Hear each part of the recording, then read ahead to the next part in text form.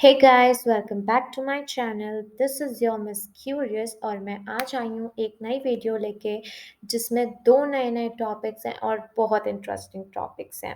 तो सबसे पहले बात हम जो करेंगे वो हम करेंगे why security matters to DOD. ठीक है, सिक्योरिटी मतलब data cyber security and secondly principles of cyber security. तो अगर गाइस अगर वीडियो पसंद आए तो प्लीज़ लाइक करो, शेयर करो, कमेंट करो। अगर कोई भी डाउट हो तो यार कमेंट करो, ठीक है। एंड सब्सक्राइब तो कर ही दो, ठीक है। तो यार पहले देखो, हमारा पहला टॉपिक है why security matters to DOD. तो पहले हमें पता होना चाहिए कि डीओडी है क्या। ओके, तो अगर हम देखें कि डीओडी क्या है तो डीओडी का फुल फॉर्म कहूँ तो डिपार्टमेंट ऑफ डिफेंस होता है। हर कंट्री का अपना अपना एक डिपार्टमेंट होता है डिफेंस का। डिपार्टमेंट ऑफ डिफेंस को हम हिंदी में कहेंगे रक्षा विभाग, ठीक है।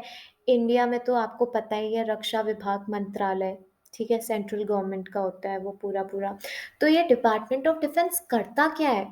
तो बेसिकली अब आप ये मानो कि जितने भी हमारे आर्म्ड फोर्सेस हैं, भले ही वो मिलिट्री हो, नेवी हो, आपकी एयरफोर्स हो और मरीन कॉर्प्स हो, ठीक है।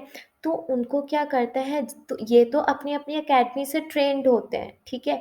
और इनको एक उनका एक ऑब्जेक्टिव ये होता है कि हमें अपने नेशन को सर्व करना है। We have to serve our nation, right. We have to live for our nation, we have to secure our nation, correct. तो डिपार्टमेंट ऑफ डिफेंस हमारी जितने भी आर्म्ड फोर्सेस हैं वो हमारी नेशनल सिक्योरिटी के लिए नेशन को प्रोवाइड करता है, ठीक है। तो देखो मैंने इसमें लिखा भी है which is responsible for providing military forces to deter wars and protect security of our country. हमारी सिक्योरिटी, हमारी सुरक्षा को बचाने के लिए मिलिट्री फोर्सेस का यूज़ होता है, ठीक है। वॉर्स को डिटर करने के लिए, मतलब एक तरीके से कि प्रिवेंट करने के लिए, एक हमारे नेशन को वॉर से प्रिवेंट करने के लिए हम जो डिफेंस ऑफ डिपार्टमेंट होता है वो आर्म्ड फोर्सेस प्रोवाइड करता है। फाइन। तो अब हम आते हैं नेक्स्ट स्टेप पे कि यार ठीक है, हमें पता चल गया कि डिपार्टमेंट ऑफ डिफेंस होता क्या है। अब पता कर लेते हैं कि यार इंडिया जहाँ हम रहते हैं वहाँ का डिपार्टमेंट ऑफ डिफेंस क्या करता है, राइट। तो सबसे पहली चीज़ मैं ये बोलूँ कि if you want to know department of defence India elaborately, I have given a link in the description. Also, I have highlighted the link in my presentation. You may go there, click it, and please do know what actually the Ministry of Defense India do. Okay, तो अगर मैं इसमें आपको बताऊं तो basically ये जितनी भी एजेंसीज होती हैं, ठीक है, जितने भी हमारी नेशनल सिक्योरिटी ऑर्गेनाइजेशंस होती हैं, फाइन। मतलब आप मान के चलो कि कोई भी ऑर्गेनाइजेशन है, ठीक है, वो एक तरीके से गवर्नमेंटाइज्ड है, ठीक है। गवर्नमेंट उसको एफिलिएट करती है या वो फिर गवर्नमेंट से एफिलिएटेड है अगर मैं ये कहूँ। तो बेसिकली वो जो एजेंसीज़ हैं वो, जो हमारा मिनिस्ट्री ऑफ डिफेंस है वो उन एजेंसीज़ को क्या करता है, सुपरवाइज करता है, फाइन। उनको गवर्न करता है, एक तरीके से उनको बताता है कि हाँ, this is the new thing, this is the new technology, this is the new cyber attack that has happened, how to deal with it, ठीक है। So this is what the work of actual Ministry of Defense is. And also I have written here, do read it. The Ministry of Defense is charged with coordinating and supervising all agencies and functions of the government relating directly to national security and the Indian Armed Force. Basically ये बहुत ही clear है कि if you are talking about the work of the ministry of defence, the armed forces will be included. Okay, the president of India is the ceremonial commander in chief of the armed forces of the country, that is true. And अभी जो national defence university बन रही है, जो नया creation हो रहा है, जितने भी हमारे मिलिट्री ऑफिशियल्स हैं उनकी ट्रेनिंग, ठीक है, जितने भी हमारे सिविलियन ऑफिशियल्स हैं उनको एडमिनिस्टर करना, ये सारा काम मिनिस्ट्री ऑफ डिफेंस का होता है, ओके। और आपको तो ये पता ही है कि जितनी भी हमारी रिपब्लिक डे सेलिब्रेशंस होती हैं, परेड्स होती हैं, ये सब मिनिस्ट्री ऑफ डिपार्टमेंट द्वारा कराई जाती है। So this is what is about department of defence of our country India. अब हम आते हैं नेक्स्ट टॉपिक में, दैट इज जो हमारा मेन था, ठीक है, why security matters to DOD, या हम कह सकते हैं कि cyber security department of defence में क्या रोल निभाता है, क्यों मैटर करता है, क्यों ज़रूरत पड़ गई इस चीज़ की।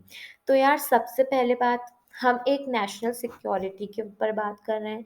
इसका मतलब कि हमारे नेशन में आप लगा लो, पॉपुलेशन बहुत ज़्यादा है, तो डेटा भी बहुत ज़्यादा है, प्राइवेट डेटा भी बहुत ज़्यादा है। तो हमारा जो डीओडी के नेटवर्क्स हैं, सिस्टम्स हैं, और जितनी भी इंफॉर्मेशन डीओडी अपने अंडर कंटेन करता है, उसको बचाने के लिए हमें साइबर सिक्योरिटी चाहिए। Nowadays everything is in a computer, everything is a tech. Okay, तो हमें साइबर सिक्योरिटी चाहिए। अगर ऑफलाइन होता है तो आप समझते हो कि हाँ, गार्ड्स रखे जाते हैं, ठीक है, कैमरे लगाए जाते हैं, that is a physical security which is also very important. But आजकल की लाइफ में, आजकल के एरा में अगर हम देखें तो सारी चीज़ें ऑनलाइन है, इंटरनेट से कनेक्टेड है, ठीक है। कोई दूसरा देश अपने भलाई के लिए हमारा डेटा निकाल रहा है थ्रू हैकिंग, जिसे हम कहते हैं। तो इन सब चीज़ों को बचाने के लिए, हमारे नेटवर्क सिस्टम और जितनी भी इंफॉर्मेशन है उसको बचाने के लिए, we need cyber security. Secondly हम आते हैं कि दूसरा क्यों और ज़रूरत पड़ गई बताओ। जितने भी हमारे नेशनल इंटरेस्टेड डेटा होगा, ठीक है, नेशनल इंटरेस्ट से लेके डेटा होगा जो हमारा, ठीक है, जितने भी हमारे साइबर अटैक्स हो रहे हैं उनको बचाने के लिए हमें साइबर सिक्योरिटी की ज़रूरत पड़ती है। Third, provide cyber support to military operational and contingency plans. Now अगर हम ये देखें कि मिलिट्री ऑपरेशंस जितने भी होते हैं, फिजिकली तो होते हैं बट टेक से भी रिलेटेड होते हैं, राइट। अगर मैं आपको रशिया और यूक्रेन के बारे में बताऊं तो Russia has played a very vital role in by just detecting and accessing the data of Ukraine, right. तो वहाँ पर भी क्या हुआ था, वॉर चल रहा था, ठीक है, वॉर फिजिकली तो चल ही रहा था बट टेक्निकली जो डेटा है कि हाँ इसके बाद ये क्या स्टेप लेने वाले हैं, अच्छा इसके बाद ये होगा, इसके बाद वो होगा, इसके बाद ये वॉर करेंगे, ये इसके बाद ये ऐसे चलेंगे, इनकी मिलिट्री यहाँ आएगी। तो ये जो सारा डेटा होता है, ये फिजिकली तो मिलता ही मिलता है, बट ये लोग जितना भी हमारा वर्चुअली डिजिटली मैं कह सकती हूँ, तो उसको भी ले लेते हैं, ठीक है। तो मिलिट्री ऑपरेशंस के लिए भी यार cyber security is very very very important. Okay, तो अब हम चलते हैं नेक्स्ट, जो हमारा नेक्स्ट टॉपिक था आज की वीडियो का, वो था प्रिंसिपल्स ऑफ साइबर सिक्योरिटी, ठीक है। तो सबसे पहले हम जानते हैं यार प्रिंसिपल ऑफ साइबर सिक्योरिटी का पर्पस क्या है, ठीक है। ये तो हमें पता चल जाएंगे कि प्रिंसिपल्स ये हैं, बट पर्पस क्या है, क्यों अप्लाई कर रहे हैं प्रिंसिपल्स। हम इसीलिए अप्लाई कर रहे हैं ताकि देखो, कोई भी एक ऑर्गेनाइजेशन होता है, ठीक है, भले ही आप उसको एक गवर्नमेंट का ऑर्गेनाइजेशन मानो या उसको आप एक प्राइवेट ऑर्गेनाइजेशन मानो, ठीक है। तो जो भी ऑर्गेनाइजेशन होता है उसके पास डेटा होता है, ठीक है, प्राइवेट डेटा, पब्लिक डेटा, उसको पब्लिक करने में देर नहीं लगती, because there is no harm. But private data अगर लीक हो जाए तो हर किसी को हर किसी की प्लानिंग पता चल जाती है, ठीक है। तो जो भी एक ऑर्गेनाइजेशन का प्राइवेट डेटा होता है, ठीक है, उसको सिक्योर करने के लिए, ठीक है, हमें पता चल गया कि हाँ साइबर सिक्योरिटी की बहुत बहुत ज़्यादा ज़रूरत है, फाइन। अब साइबर सिक्योरिटी की ज़रूरत है ये तो पता चल गया, बट अप्लाई कैसे करना है, गाइडेंस कैसे होगी उस चीज़ की। तो एक स्ट्रैटेजिक गाइडेंस देने के लिए, ठीक है। तो जो हमारा जो पर्पस है प्रिंसिपल्स ऑफ साइबर सिक्योरिटी का, वो ये है कि strategic guidance given to any organisation so that that particular organisation may protect their data from any cyber attack, ठीक है। तो आप पर्पस तो समझ ही गए होंगे। अब आते हैं कि प्रिंसिपल्स क्या क्या हैं। पहला प्रिंसिपल है गवर्न, दूसरा है प्रोटेक्ट, तीसरा है detect and then the last one is respond. Okay, तो हम एक एक करके इसको समझेंगे कि ये क्या क्या है। पहले में आ जाते हैं हम गवर्न। ठीक है, govern means identifying and managing security risks. देखो सिक्योरिटी रिस्क्स तो होते ही हैं, फाइन। अब उनको आइडेंटिफाई करना कि हाँ, पूरे आप लगाओ कि आपके पास ample of data of security risks हैं, उसमें से आप आइडेंटिफाई कर रहे हो कि हाँ कौन सा सिक्योरिटी रिस्क हो सकता है इनमें से, एंड मैनेज कर रहे हो उन सिक्योरिटी रिस्क्स को। मैनेज इन द सेंस कि if you let us assume, ठीक है, हम ये मान के चलते हैं कि हमारे पास 5 सिक्योरिटी रिस्क्स हैं सामने। ठीक है, अब हम ये देखेंगे कि हाँ अभी कौन सा सिक्योरिटी रिस्क सबसे ज़्यादा डेंजरस है, कि यार इसको अगर नहीं किया तो हमारा ये हो जाएगा और इससे हमारा बहुत बड़ा नुकसान हो सकता है। ठीक है, तो that is what identifying and managing security risks is all about. ठीक है, फिर इसके अंदर इनके सब पार्ट्स आते हैं जैसे G1, G2, G3, G4, G5। अगर मैं इनको समझाने में आऊँ तो जैसे हम G1 की बात कर रहे हैं, जो हमारा चीफ इंफॉर्मेशन सिक्योरिटी ऑफिसर होता है, CISO। In the previous video, I have discussed about CISO, which is a very good job opportunity in cyber security, right. तो ये जो CISO होता है ये पूरी साइबर सिक्योरिटी के जितनी भी टेक चीज़ होती है उसके उसको लीड करता है, fine. Second comes the G2, that कोई भी एप्लीकेशन अगर आप बना रहे हो या कोई भी सिस्टम है, ठीक है, उसका जो डेटा होता है वो डिटरमाइंड एंड डॉक्यूमेंटेड होना चाहिए।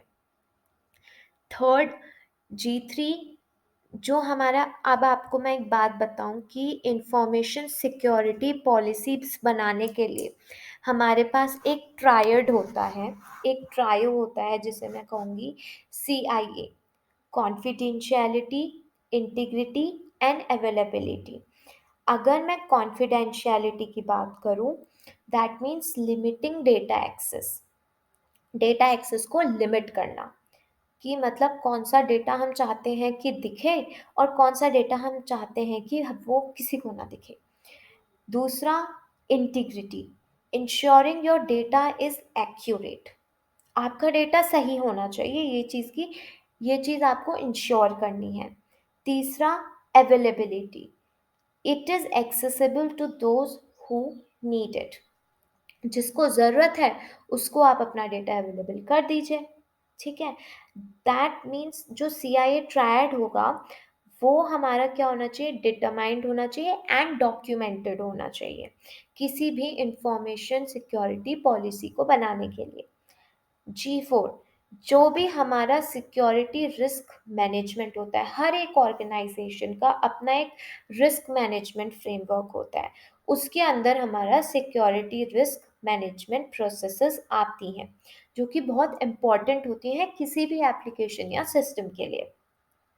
G5, security risks are identified, documented, managed, and accepted both before systems and applications are authorized for use and continuously throughout their operational life. आप कोई भी ऐप बना रहे हैं, उसको अगर आपको ऑथराइज करवाना है तो आपको उसकी जितनी भी सिक्योरिटी पॉलिसीज हैं वो आपकी प्रॉपरली डॉक्यूमेंटेड होनी चाहिए, मैनेज्ड होनी चाहिए in a proper order and accepted होनी चाहिए। ठीक है, अगर आपकी एक भी सिक्योरिटी पॉलिसी एक्सेप्ट नहीं हुई तो आप ये मान के चलिए कोई भी सिस्टम है या कोई भी ऐप है उसको मान्यता नहीं मिलेगी। और अगर एक बार मान्यता मिल गई तो फिर आगे जितना जितना उसका ऑपरेशनल यूज़ होना है तब तक वो सिक्योरिटी रिस्क प्रॉपरली आइडेंटिफाइड रहेंगे, डॉक्यूमेंटेड रहेंगे, मैनेज्ड रहेंगे और एक्सेप्टेड होंगे। अब हम आते हैं यार दूसरे प्रिंसिपल में, ठीक है, जो है प्रोटेक्ट। तो आप तो समझ ही गए होंगे प्रोटेक्ट वर्ड का मतलब क्या होता है। So it's all about implementing controls to reduce security risks. अभी गवर्न में हमने पढ़ा कि हम आइडेंटिफाई कर रहे हैं और मैनेज कर रहे हैं किसी भी सिक्योरिटी रिस्क को।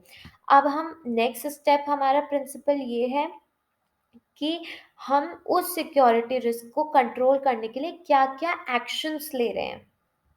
फाइन। तो इसमें भी देखिए, इसमें भी सब एक्शंस हैं, P1, P2, P3, P4 and P5। ठीक है। तो सबसे पहला है कि systems and applications are designed, deployed, maintain and decommission according to their value and their CIA triad. ठीक है। कोई भी आप सिस्टम या एप्लीकेशन बनाओगे, आप चाहते हो कि वो ऑथराइज्ड होना चाहिए, तो उसमें देखो वो आपका सिक्योरिटी पॉलिसीज के अकॉर्डिंग ही डिजाइंड होगा। ठीक है। डिप्लॉयड होगा, डिप्लॉयड मतलब कि एफिशिएंट वे में यूज होगा, एंड मेंटेन्ड भी उसी तरीके से होगा। फाइन। अब आ जाओ आप P2 में। Systems and applications are delivered and supported by trusted suppliers. अब अगर मैं यहाँ पे ट्रस्टेड सप्लायर्स की बात करूँ, तो जैसे हम ऑनलाइन कोई भी वेंडोर ट्रस्टेड सप्लाई की बात करते हैं, जैसे अलीबाबा हो गया, ठीक है, एंड मेजॉन हो गया, ये जो है ये ट्रस्टेड सप्लायर्स होते हैं। फाइन। तो जो भी हमारा सिस्टम है या एप्लीकेशन है, वो सपोर्टेड होनी चाहिए किसी भी ट्रस्टेड सप्लायर से, तभी तो आपके नंबर ऑफ कस्टमर्स भी बढ़ेंगे। ऑब्वियसली, कहीं ना कहीं trust is a major factor in each and every field. Then comes your P3. System and applications are designed and configured to reduce their attack surface. Fine. तो हम जो भी हमारा सिस्टम है या एप्लीकेशन है, जो भी हम डिज़ाइन कर रहे हैं, तो हम उसके सिक्योरिटी रिस्क को लेके, उसके साइबर अटैक से लेके, हर चीज़ को देख के, माप तोल के उसको डिज़ाइन करेंगे और उसका कॉन्फ़िगरेशन करेंगे। P4 में अगर हम आते हैं, systems and applications are administered in a secure and accountable manner. कोई भी सिस्टम हो या कोई भी एप्लीकेशन क्यों ना हो, वो एक तरीके से बहुत सिक्योरली मैनेज होती है। ठीक है। और बहुत अकाउंटेबल मैनर में, इन द सेंस कि आप किसी चीज़ को मैनेज करते हो तो आप हर चीज़ को देख कर चलते हो। तो वैसे ही सिस्टम या एप्लीकेशन अगर मैनेज होगी तो उसकी हर चीज़ देखी जाएगी, उसकी सिक्योरिटी पॉलिसी भी देखी जाएगी, उसमें क्या क्या रिस्क आ सकते हैं वो भी देखा जाएगा। Then comes your P5, that is security vulnerabilities in system and applications are identified and mitigated in a timely manner. तो जितनी भी हमारी सिक्योरिटी vulnerabilities हैं कोई भी सिस्टम में या एप्लीकेशन में, वो टाइमली आइडेंटिफाई करी जाती है। तो अब मुझे होप है कि आपको ये protect as a principle of cyber security समझ में आ गया हो। Then comes the next principle, that is about detect. ठीक है। डिटेक्ट शब्द का मतलब तो आप समझ ही गए होंगे कि detecting and understanding cyber security events to identify cyber security incidents. अब इसमें सबसे इंपॉर्टेंट चीज़ है कि साइबर सिक्योरिटी इवेंट होता क्या है।